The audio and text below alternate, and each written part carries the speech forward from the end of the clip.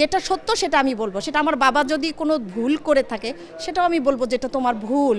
ওই যে পোস্টার রাজনীতি, এগুলো আমরা চাই না। যাহা কইছে আমার দাদাই, যাহা কইছে আমার বাবা, ওই পথে চলা লাগবে না। আমার চিন্তাটাকে পরিবর্তন করতে হবে। আমি একটা কথাই বলি, সেটা হচ্ছে তরুণরা কি চেয়েছিল, যেটা আমিও চাই, যেটা হচ্ছে আইনের সংস্কার চেয়েছিল।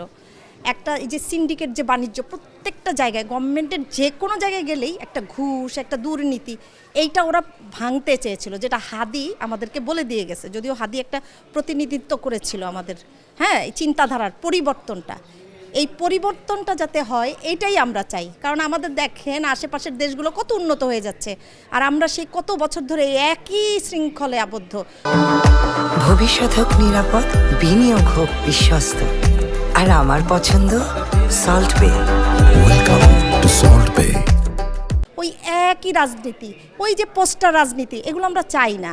আমরা চাই একটা আধুনিক সত্যিকারের বাংলাদেশ, সেইটাই আমরা চেয়েছি, ঠিক আছে?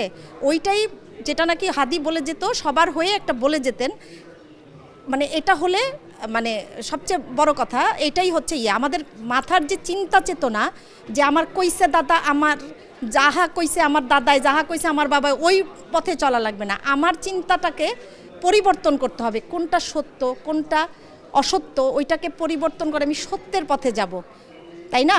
যেটা সত্য সেটা আমি বলবো, সেটা আমার বাবা যদি কোনো ভুল করে থাকে সেটাও আমি বলবো যেটা তোমার ভুল, আমার এখন সত্যের দিকে আসতে হবে।